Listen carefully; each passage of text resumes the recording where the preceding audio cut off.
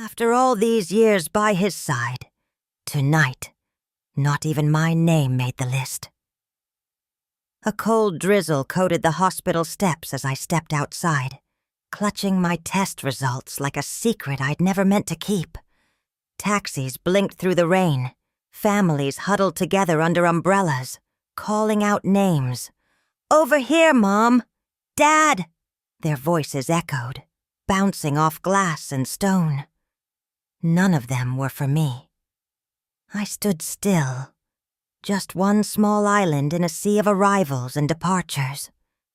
Was I invisible now, or had I always been? For a moment, I told myself he must be late. Maybe Adam's stuck in traffic. Maybe he forgot his phone. Maybe he cares.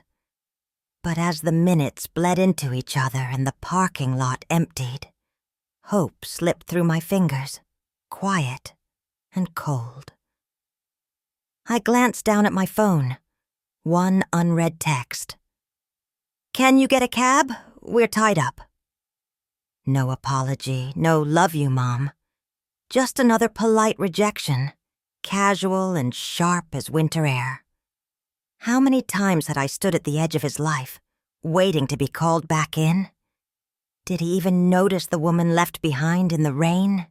His mother, who once swore he'd never be left alone? Have you ever waited for someone, only to realize you were never on the list? Today I wasn't just left at the hospital. I was left at the edge of my own family. Waiting rooms come in all shapes. Some have stiff plastic chairs. Others just cold silences that hang in the air. I've sat in all of them. Maybe that's how I got so good at waiting. Waiting for my turn. Waiting for news. Waiting for my place to matter. Tonight's hospital lobby wasn't the first time I'd felt like an afterthought. The memories come in flashes, each one more jarring than the last. At Adam's wedding, I wore blue, just like he asked. But when the photographer called for family pictures, I watched from the back, holding someone else's coat, pretending to check my purse. The head table was full. My seat was tucked behind a pillar, hidden from view, but perfectly positioned for handing out napkins. On Ethan's graduation day, my only grandson, I was the one holding everyone's jackets outside the auditorium, smiling at strangers as my own family gathered inside for photos. No one asked me to join. Maybe they thought I was just part of the crowd. Birthdays, don't get me started. I baked every cake, hung every streamer, filled every goodie bag. But as soon as the candles blew out, I was left with frosting on my apron and a kitchen full of dirty dishes. I always thought, maybe next year I'll get a real seat at the table. Tina, my daughter-in-law, always said the right things. "She's fine by herself, Adam."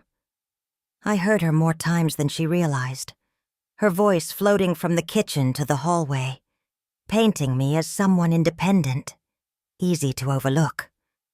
Some nights I'd find myself sitting on the old bus bench near the grocery store, ticket in hand. Not because I had anywhere to go, but because sometimes the bench felt more like home than the silent rooms of my own house. Did they notice when I was gone? Did Adam ever look up and realize who kept the family together while everyone else drifted apart? There were hints, of course. Little slights, small forgettings, invitations lost in the shuffle. Over time, I learned to carry a book to every family gathering, just in case. I smiled, I served, I faded into the wallpaper.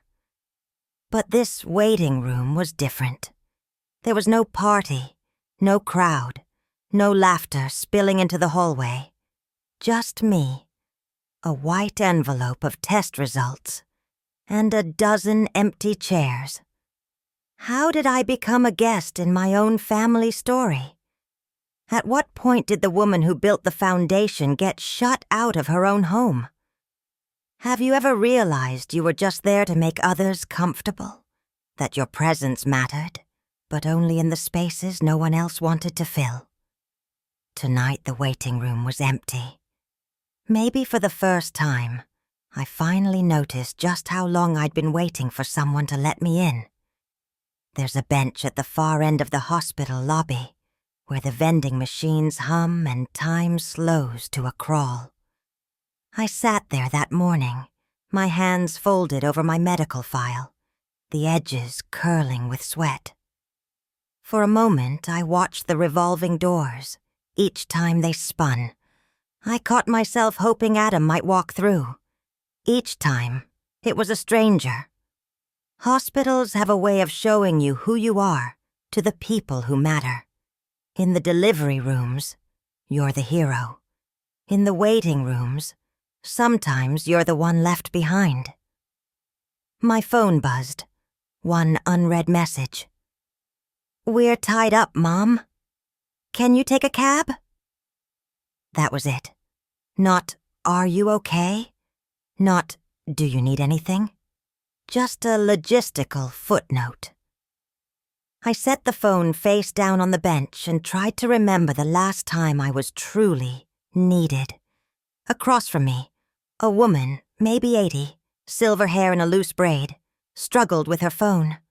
I watched her for a moment, then offered a gentle, "Need help, ma'am?" She nodded, grateful, as I dialed her ride and waited with her until the car arrived. Her hands were cold, but she squeezed mine, saying, "I hope my daughter turns out half as kind as you." She didn't know how much those words hurt and healed at once. As I sat back down, a nurse rushed by with a crying little girl in pink rain boots. The girl's mother looked lost, exhausted. I pulled a sticker sheet from my purse, leftover from a Sunday school class. Or maybe from Ethan's 5th birthday. I knelt and offered a butterfly sticker to the girl. "You're brave," I told her. "Brave girls always get a prize." She stopped crying long enough to look at her mother, then back at me, and smiled through her tears. "Thank you, Grandma," the little one said. And for a second, I was someone's everything again. Funny, isn't it? Sometimes strangers see you more clearly than your own flesh and blood. Strangers see your heart, not your history. Strangers say thank you when your own children only say next time. As I left the girl and her mother, the nurse caught my eye and smiled. "Wish every patient's mom was like you," she said, a little laugh in her voice. It was such a small moment, but my chest filled with a warmth I hadn't felt in years. Invisible at home, essential to strangers.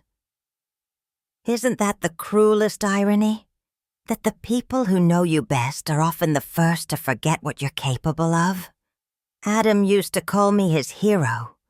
Once, after a playground fall, I carried him all the way home on my back, humming lullabies in the dusk. He clung to me like I was the only safe thing in the world. When did that change? Was it after he met Tina? After Ethan was born? Or was it quieter? 1,000 small moments of letting go. Until one day, there was no one left to catch. I watched the clock tick toward noon. Around me, families reunited. Nurses brought good news. Children were lifted high in celebration. I waited. The bench was cold now, the vending machine whirring, the smell of coffee going stale. I glanced at my phone again. No new messages. No, I'm on my way. That's when the flashbacks hit, sharp and electric. Me, waiting at school gates long after the playground emptied. Me, standing in the rain with a birthday cake, candles flickering out as the party moved inside. Always waiting, always hoping, always left behind. But as I sat there, I realized maybe the world was telling me something I didn't want to hear. Maybe I was meant to be the background, the soft voice that made everything else possible. Or maybe I was just the only one who hadn't moved on.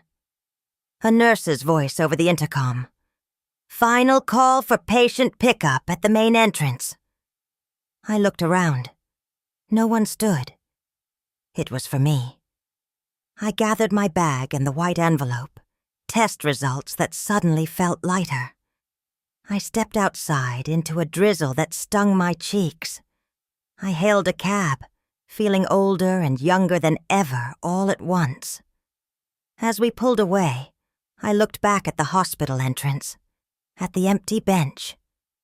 Have you ever been a hero for strangers, but a ghost to your own family? That day I realized, sometimes the most important moments of your life aren't the ones anyone else will remember, but they change you, all the same. You know what hurts more than words? Silence. The kind that fills a house, a phone, a family thread.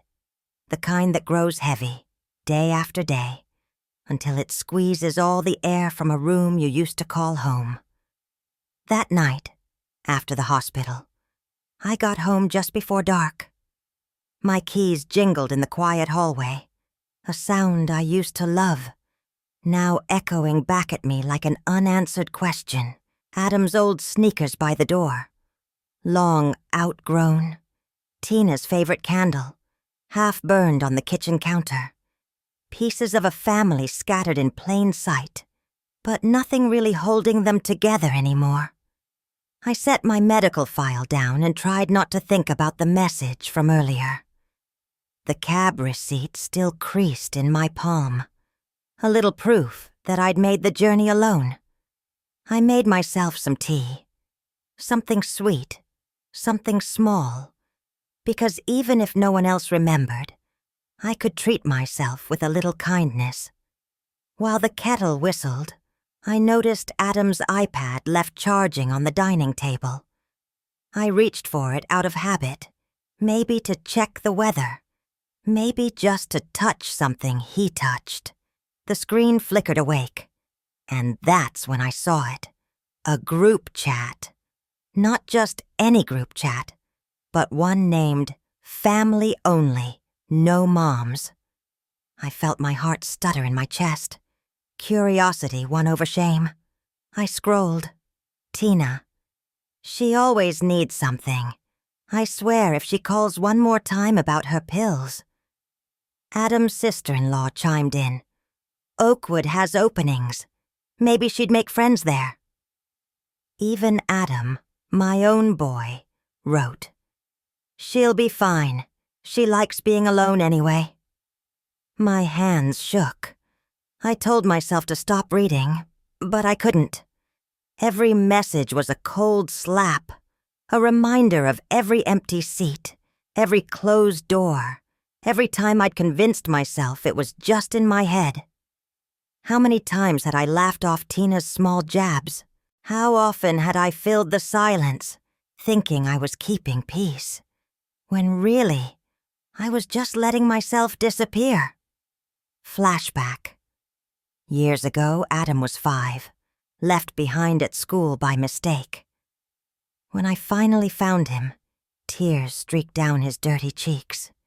He clung to me so tightly I thought I'd never breathe again. I'll never leave you behind, I promise, I'd whispered, stroking his hair. But promises get lost in adulthood, don't they? Sometimes the ones who swore they'd always come for you become the very people you're left waiting for. The house felt smaller now.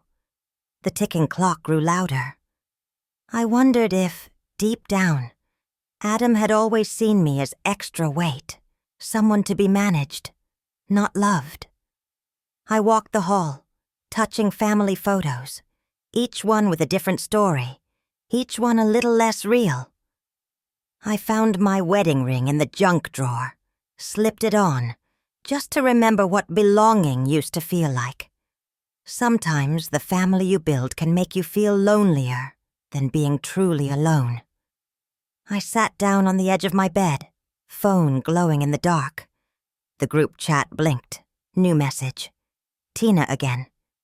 She's fine. She'll figure it out. She always does. For the first time, I didn't want to.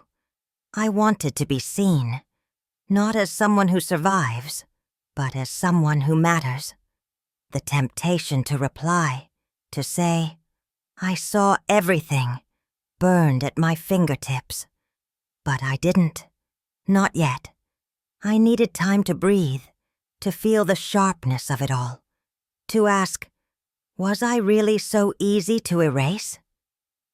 It's strange how a single message can shatter a lifetime of hoping you misunderstood. Strange how silence becomes an answer.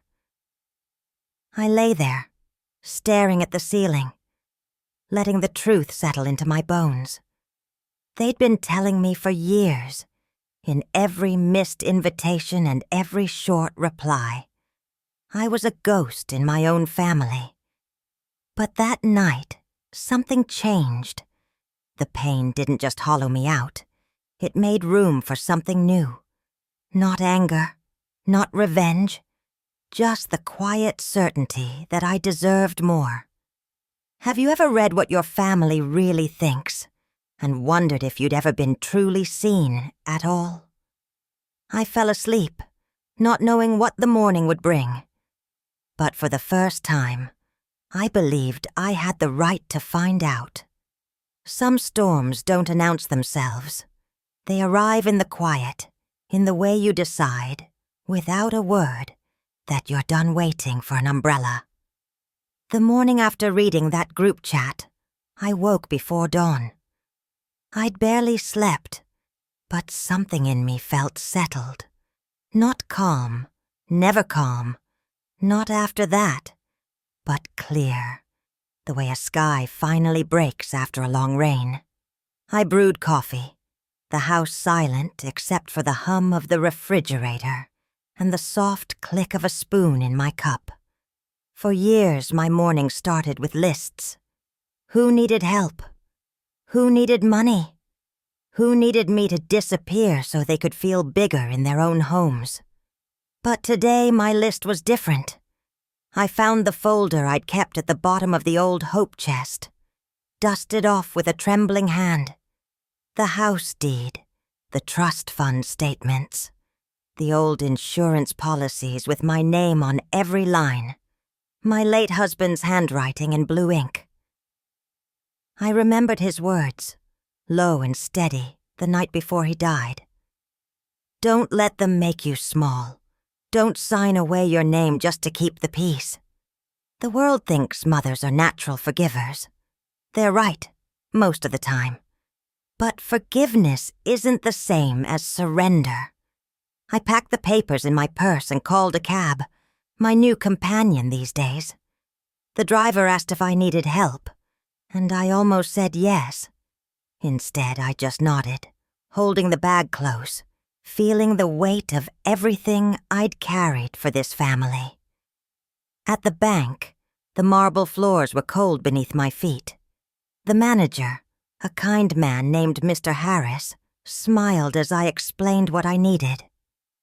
I'd like to change my account, remove all outside access, and I want to transfer the title of my house to a new trust, my name only. He didn't ask why. Maybe he'd seen too many mothers come in like this. Eyes red, but voices steady. Maybe he recognized the look of someone who'd been left behind one too many times. As I signed the final page, I felt a twist in my chest, a sharp grief, but also a release. For the first time, my name came first. No co-signers. No silent hands waiting to withdraw what I'd built. I thought of Adam and Tina. Would they even notice? Would they care? Or would they just move on, blaming me for finally drawing a line they never thought I'd cross? I left the bank and walked down Main Street, noticing for the first time the little things I'd always rushed past. The bakery, the bookstore, The old bench outside the post office where Adam used to wait for me after school. My world felt bigger, somehow, and my shoulders lighter. Just before lunch, my phone buzzed. A text from Adam. "Hey, did you change something with the accounts? I'm getting an error." A minute later, another from Tina. "Mortgage bounced. What's going on?" I let the messages sit. I poured myself a glass of lemonade, sat at the kitchen table, and opened the envelope with my test results. Clean bill of health. I laughed, a sound that startled me with how real it felt. Then I replied to Adam, simple and soft. I finally started choosing myself. No apology, no explanation. For years, I'd carried the burden of their comfort, their needs, their endless expectations. But now, I was done making myself smaller to keep them comfortable. Sometimes the most powerful revenge is no revenge at all. Just the quiet act of reclaiming your own name, your own life, your own home. Have you ever drawn a line, so quietly no one saw it coming, but so deeply it changed everything? As the sun set that evening, the house felt different. Not empty, but mine. And for the first time in decades, I realized you can choose your peace, even when no one else will give it to you. Sometimes the person who hurts you most is just as lost as you are, stuck on the wrong side of a closed door. The fallout arrived faster than I expected. Adam called the next morning, his voice tight and uncertain. "Mom, can we talk? Tina says the mortgage payment bounced. My card got declined. Did you change something?" There was a pause, a familiar pleading in his tone. The boy I once carried home from the playground, now a man learning what it means to stand alone. "I thought you'd understand why I had to," I said, my voice softer than I felt. "Everyone reaches a line, Adam. I just found mine." He hung up before I could hear the end of his breath. The silence felt heavier than any accusation. Tina wasted no time. Her messages went from worried to angry. Texts, voicemails, even emails that arrived at midnight. "You can't just cut us off. Adam's your son." "You know he's under stress. Don't do this to our family." Funny how quickly love turns to blame when money's off the table. But beneath Tina's storm, Adam began to unravel. I heard it in the gap between calls, the tremor in his voice when he finally showed up on my porch. "No warning? No, Mom. I'm coming." Just the sound of his knuckles against the old wooden door. When I opened it, he looked smaller than I remembered. Tired, shoulders slumped, like a boy carrying too many secrets. He stood in the hallway, eyes searching for something he couldn't name. "I get it, Mom. I do. Why now? Why all at once?" I thought of all the years I'd spent making room for everyone else. Of the birthdays missed, the holidays spent alone, the way I let silence stretch until it broke me. "It's not all at once," I said. "It's just the first time you noticed." He blinked, the words settling. For a long time, neither of us spoke. Finally, he broke. "I used to hate being left behind. I remember, one time in first grade, you were late to pick me up. I was the last one waiting, crying so hard I couldn't breathe. I thought you'd forgotten me." My throat tightened. "I never forgot you, Adam. Never once. But somewhere along the way, you started leaving me behind instead." He nodded, tears gathering in the corners of his eyes. "Tina says you're trying to make us feel guilty, that you want to control us. But I don't know anymore. I don't know what's true. I don't know who I am without you holding everything together. I wanted to reach out, to wipe away his doubt, his fear, his heartbreak. But this time, I stayed on my side of the door. Sometimes letting go is the only way we both get to grow up, I said, barely above a whisper. I made mistakes, Adam. I tried to fix things with money, with silence, with pretending it didn't hurt. But I can't carry your life anymore. He wept, quietly at first, then with the grief of someone who realizes the safety net has been cut.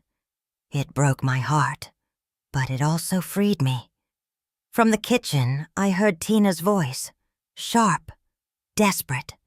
She stormed in, throwing accusations. You're ruining everything. This is what she wants, Adam. She wants you to feel guilty so she can pull you back in. She's always the victim, never the problem. Adam turned to her, pain and anger mixing. Stop! Just stop! Maybe it's not her. Maybe it's us. Maybe it's what we let happen. That was the twist. For the first time, Adam chose to stand with me. Not out of guilt, but because he finally saw what I'd lived through.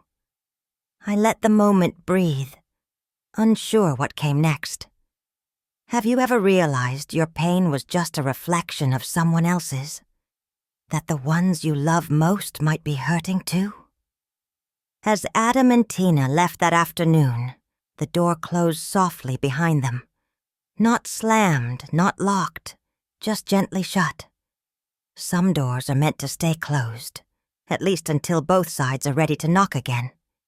Sometimes the most dangerous battles are fought behind closed doors, in whispers, not shouts.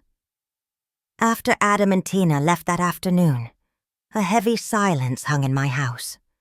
I wandered from room to room, replaying Adam's words, Tina's accusations, the sharp sting of betrayal and confusion. I could feel the cracks widening in our family, but I also sensed something else, space for the truth to finally echo, even if it was ugly. That night, Adam didn't call. Instead, it was Tina's number that flashed across my screen. For a moment, I considered not picking up, but curiosity and a trace of old hope won out. Her voice was all sugar and salt. Hi, Mom. Adam's really struggling. He blames himself, but he's fragile, you know? I just wish you wouldn't make things harder for him.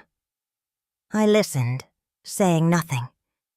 She went on, her words circling the same well-worn track. How Adam needed me. How I was creating drama. How the family was falling apart. Because you can't let go. It would have been easy to accept the guilt. I almost did. Until I heard something else. Tina's voice dropped, thinking she was off speaker. A recording clicked in. I recognized her friend's voice. She'll never leave unless we push harder. Adam's weak. He'll crack soon. Just keep the stories coming. For a moment, the world spun. All those little seeds of doubt, the offhand comments, the moments when Adam hesitated to defend me. It hadn't been just distance. It was design. That night, Adam sent me an old photo, a birthday from years ago. The three of us smiling, Tina's arm tight around my waist. I miss when things were simple, he wrote. But I don't know how to fix this. It hurt, but I also saw a flicker of something new in him. A question, maybe even a plea for clarity. The next day I called Adam. This time I didn't wait for him to find me. We met at the park where he used to play as a boy. He looked tired, unsure, the mask of certainty slipping away. Adam, I said quietly. There's something you should know. The distance between us, it didn't just happen. Sometimes people protect themselves by blaming someone else. You don't have to choose sides, but you do have to choose what's true. He nodded, eyes wet but clear. I hear Tina at night. She tells me you never wanted us here, that you wanted everything your way. I tried to believe her. I wanted to keep the peace, but I keep remembering how you were always there for me. Even now, I know you only closed the door because you had to. Truth has a way of coming out, Adam. I can forgive you both, but I won't let anyone rewrite who I am. Tina tried one last time, spreading stories in the family group chat, calling relatives, painting me as the villain. But this time, Adam stood his ground. He replied, "No more. If you can't respect my mother, you can't expect me to look the other way." That moment was the break, not just for me, but for Adam too. The family dynamic shifted. Tina found herself alone in her bitterness, her tactics exposed. I could almost feel her walls closing in. She called, voice shaking. "You've poisoned Adam against me."